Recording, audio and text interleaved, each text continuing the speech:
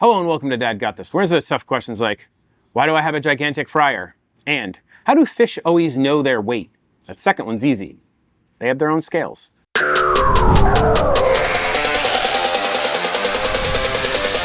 I want to thank Masterbuilt for sponsoring this video and sending me this XL fryer. Now, air fryers are great, but one thing they are not great at is anything with a batter. And I want fish and chips, so I needed a fryer. This is a gigantic fryer. We could cook a whole turkey in here if we want to, which I will do, but not today because I missed Thanksgiving, so all the turkeys are gone. Don't worry if you don't have a gigantic fryer. You can do this at home just using a big pot and some oil. First things first, 4 russet potatoes. We're going to peel them. This was a particularly terrible potato. It's got some terrible black spots. Just bought these too. We'll cut around that. Ugly potatoes. Nothing fancy here, folks. Just cut them into chips. Like so. Peeled, chopped, and set in a bowl of cold water until we are ready to use them. I didn't know how much oil I'm gonna need, so I got this at my big box store. It wasn't that expensive. I think this is way more oil than I need. I know that thing looks big, but you don't fill it all the way up. I don't know what I was thinking, but oil. This says frying oil. That's what it was literally called, frying oil. To it, except to open her up. Here's your basket.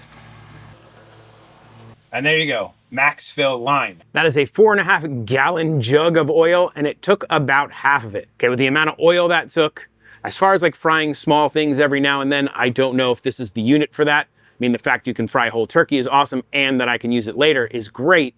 So, I don't know, we'll see how this works. I don't know how long I can use the oil, how if it can sit outside. I have to do some research. But for now, we're gonna turn it on to 325 degrees Fahrenheit for the first fry of our French fries. We're gonna cook our French fries twice. It has a breakaway plug, which we're gonna stick that, and then we're gonna go to 325. That's it. Plug it in and wait for the green light to turn on to tell you it's ready for use. I don't know how long that's gonna take. We'll find out. About an hour later, and it is finally up to temp. First thing we need to do is really dry these off like well. I definitely could have cut these better, more uniform, but think I'll be okay? We'll find out. Time for our first fry. Oh, also the last time I used a deep fryer was when I was like 18 and I worked at a theme park and I worked a fryer. So it's been a while. This guy has like a cool little hook for dropping it down if you would like need it, but I don't know if I'll need it. This is not that tall. We're gonna fry at this low temp for about 3 minutes. 3 minutes is up. Ah, that's what the handle's for. Cause it's gonna be hot. Ooh, they look pretty good. We're just trying to get a little bit of color on them. Nothing crazy. They're not really even cooked. I'm probably being way more gentle than you need to with this. Now we're gonna turn it up to 365 degrees for our second fry and for our fish. We're gonna let these cool off for about 10 or 15 minutes. You really wanna let them cool down a bit before their second fry. So if you have the room in your fridge or your freezer, do that. Stick them in there. You wanna get them nice and cool. The cooler they are for the second fry, the better. 20 minutes in the freezer, the oil is up to temp. Let's hit these for a second fry. We'll go for 3 minutes and then we'll check them. Time for the fish. This is some haddock that I dried off really well and let sit open in the fridge for a little while so it's nice and dry. Got about a cup of flour, all purpose, that I just have in here for dredging. I put this in the fridge to make it cold. Cold is the theme here. 1 cup all purpose flour, 1 teaspoon of baking powder, and 2 teaspoons of salt. Mix this until incorporated. Beer. You want something like light and crisp with good carbonation. This Foster's was all I could get that was closest to like what the British beers were suggested for this. I didn't have access to any of those. So according to ChatGPT, this was my best option. We're gonna wait to do this until the fries are done because you really wanna use your batter right away to get the best results when frying fish. 3 minutes is up. We're looking for golden brown color. Ooh, that's close. We're gonna go a little bit more. Oh, they are floating, which usually means done. Oh, that looks awesome. These look absolutely amazing. I can feel the crisp. Now we're gonna spread them out, hit them with some salt immediately. We're gonna let these cool while we do the fish. To this bowl, we are gonna add 1 1/4 cups of beer. 1 1/4. See those bubbles? That's what you want. That's what's gonna make this light and crisp. Take your fish, dredge it in the flour, shake off any excess into your batter, directly to the fryer. 2 to 3 minutes until golden brown. Over to the fryer.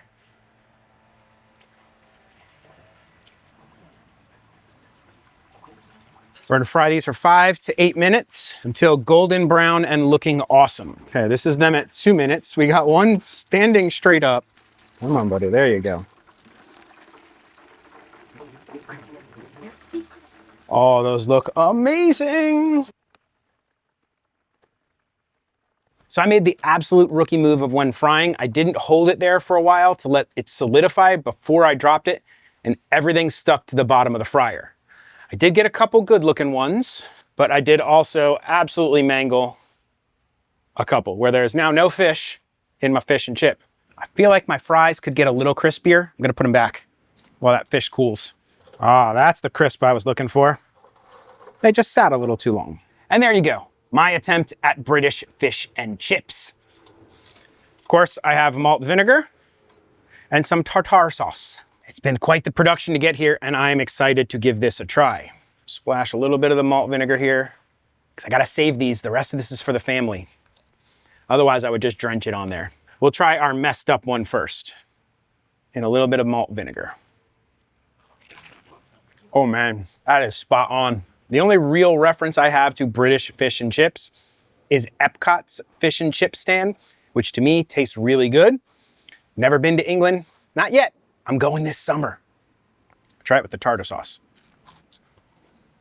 Oh man, that batter is light and fluffy with a nice crisp to it.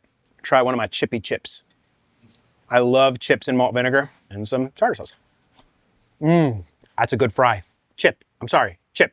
Crispy on the outside, fluffy and soft on the inside.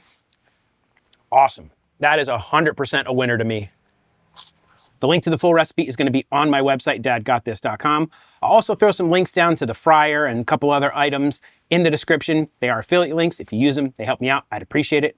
And if you are enjoying this content and this channel, please do the likey subscribe thing.